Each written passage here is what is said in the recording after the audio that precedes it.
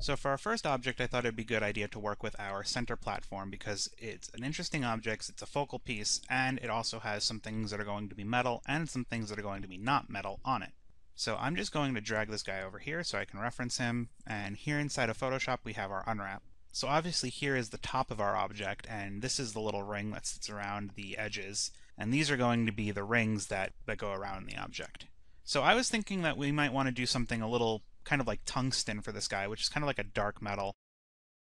So I'm just going to make myself a new layer and grab something like a nice dark gray. The first thing I'm just going to do is I'm just going to color in the entire object.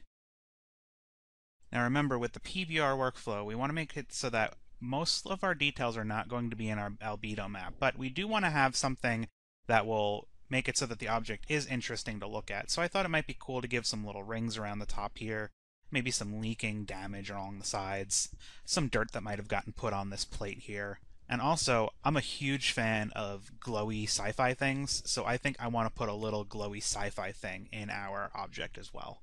So this is going to be our base color here, and I do apologize because I'm going to try and name all my layers, but I can't promise that'll actually happen.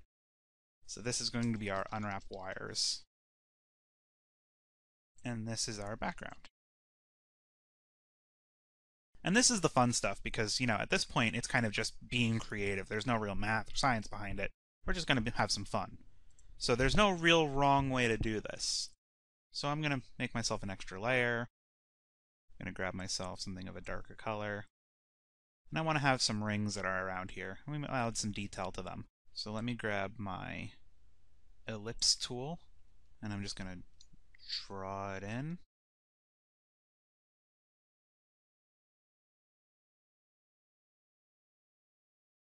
So we got like a nice little ring there.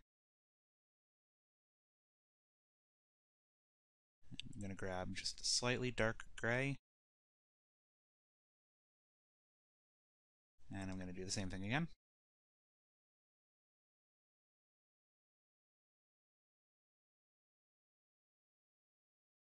Alright. Now if we just turn off our unwrap wires really quickly, we have kind of like a little like bullseye almost going there, but we're going to add some more detail on here. Let me turn this back on. We have a second layer, and I'm going to grab my rounded rectangle tool, and I'm just going to draw in some fun little things. Happy little sci-fi dealies. Turn that off again.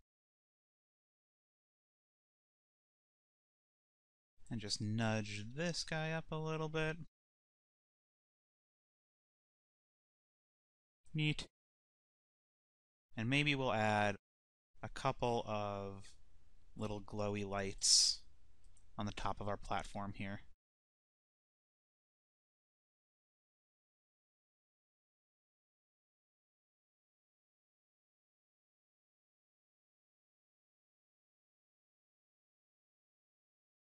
We'll make it a little bit asymmetrical. We'll have like two over here. Now these rings around here are actually going to be the rings around our platform. And they're going to be what the player sees a lot, so we want to make sure that there's some nice detail on there. And so I'm going to use a brush that I have that's called Nightshade Leaks, which is a fantastic brush, which has some cool little leaking details. And I use this brush a lot whenever I'm working on stuff. So I'm just going to grab kind of like an orangish browny color and do some detailing right on here.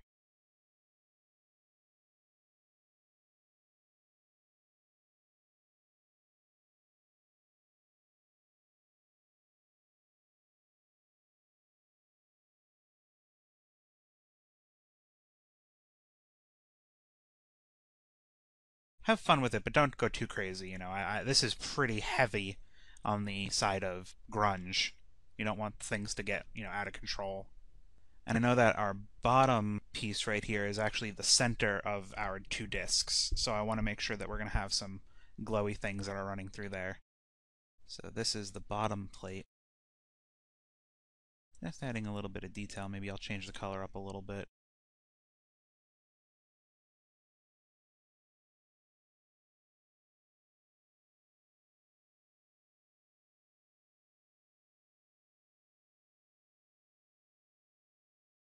So if I just save this really quick, I can open up our 3ds Max scene and take a look at how it's looking.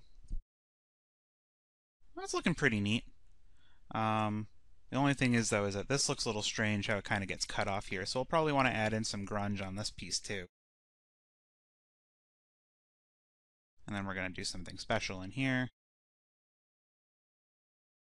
And we're going to add some extra details into this piece to make it look nice and cool, but yeah, this is looking pretty neat so far. A very, a simple platform, but serves our purpose well.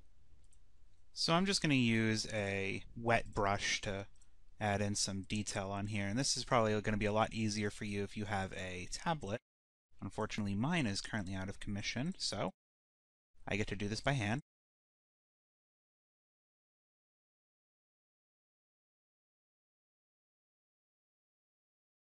And just adding in some detail along here. And if I turn that off, get a better look. Added some highlight.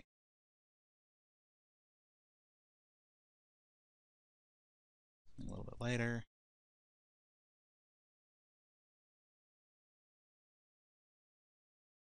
Okay. And if I save this really quickly again, and then open up 3ds Max, we can see how that's looking. Now, it's almost there, but, we still have a little bit of stuff to clean up. But it's working enough where I can say that we can move on to talk about some other things.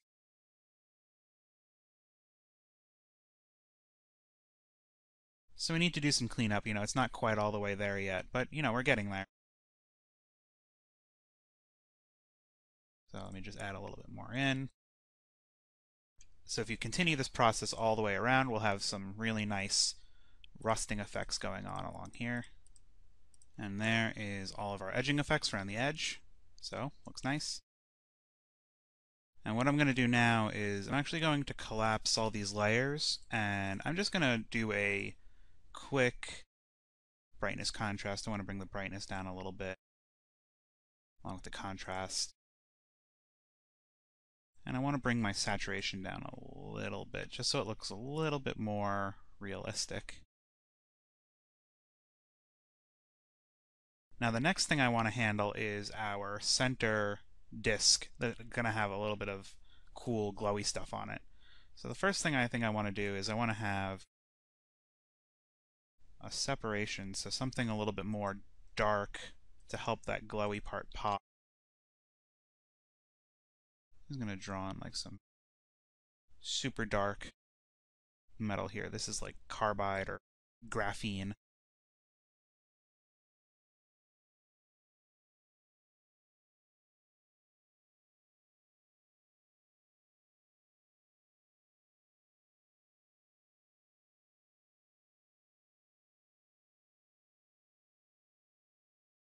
And I'm just going to sample our blue from up here.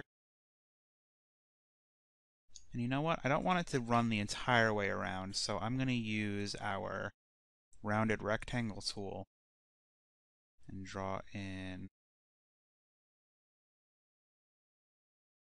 a long piece, but not entirely encompassing our entire object. I'm actually tiling this texture over so that we have more space to work with. So that looks pretty neat. Now let me turn off my wires, and I'm going to save this really quick. Yeah, that's looking pretty cool.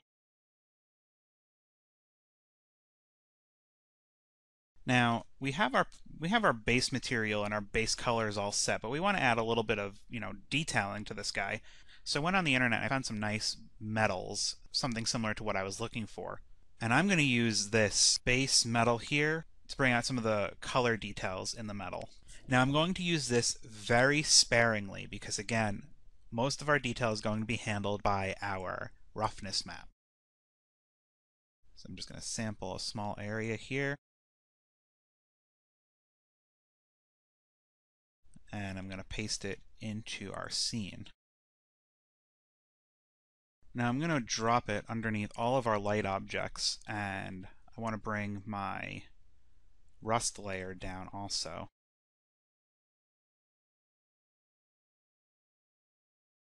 And if I set my blend mode to something like overlay, we're going to get some nice detailing in there.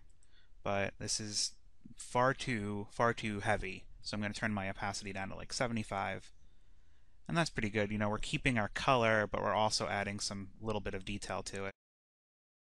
And I'm just going to bring that up. And I'm going to bring these two layers together. Now we have a seam here that we need to take care of, but with our trusty friend, the clone stamp tool, that won't be a problem. Just going to paint out some of these seams. I'm not super concerned with it being perfect because, again, it's going to be at a very low opacity and it's going to be kind of hard to see. And that looks nice. I'm going to bring the opacity down a little bit more.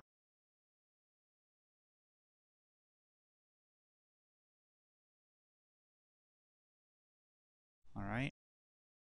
And for the centerpiece here, I want to have like a cool hexagon pattern going on. So I'm just going to drop in a hexagon texture. Kind of figure out what size I want. I think that should probably be a good size.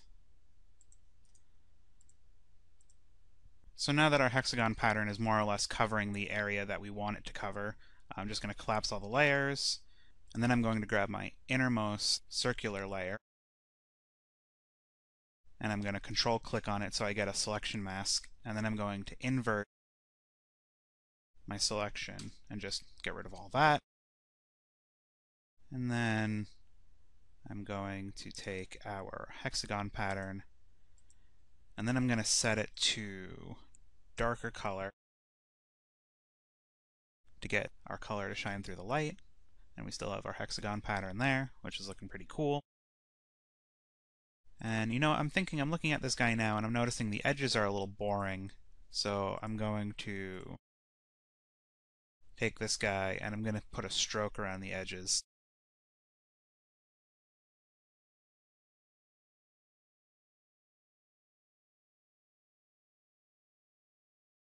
And we'll do a multiply blend node.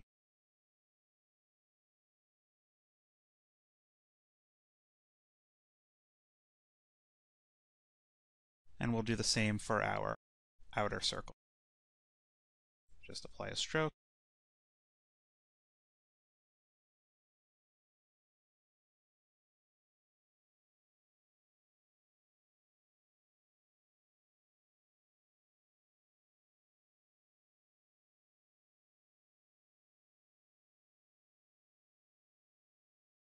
So if I save this guy and open it up in 3ds Max, we can take a look at our platform, and that's looking nice. Yeah, I'm pretty happy with how that looks. Now we have our albedo map, which is similar to creating a diffuse map. It's not really that different. Next, we're going to create our metalness map, which is going to be really interesting. So, see you soon.